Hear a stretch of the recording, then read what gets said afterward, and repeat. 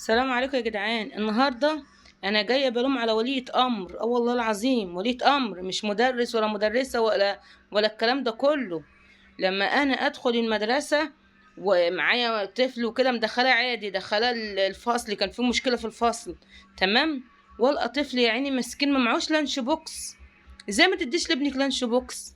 مدياله علبه حافظه الطعام اللي احنا بنشيل فيها ايه، الاكل في التلاجات والكلام ده. ما اللانش بوكس ده صغير، هيعمل له ايه؟ جايبه له علبه بسم الله ما شاء الله قد كده بقى. تخيلوا حاطه له فيها ايه؟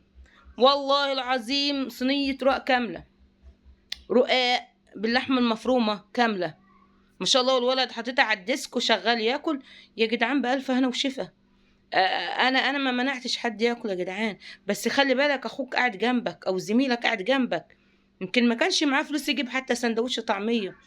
انت فاكره ابنك بياكل وهو مبسوط؟ لا، ابنك بياكل والعيون كلها عليه، اللقمه مش هتطلع عليه من الاخر. فخلي اكلك الجميل ده وبسم الله ما شاء الله بالف هنا وشفا خليه في البيت. لما يروح اللي عامله له بنات واللي عامله له صينيه رقاق، رقاق يا وليه يا مفتريه.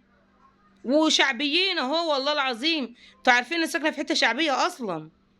شعبيين صينيه رقاق كامله، بسم الله ما شاء الله. يا جدعان كلوا ببيتكم. يعني الواد واخد له علبه حافظه الطعام بتاع التلاجة دي في المدرسه بصينيه رقاق. احنا بنتريق الناس اللي بتعمل اللانش بوكس والكلام ده كله، بتتريقوا. ما وصلش ان انت تعملي كده حقيقي بقى. كل الفيديوهات اللي انتوا بتشوفوها دي يعني هي هزار من الاخر، انما حقيقه والله العظيم زي ما بقول لكم.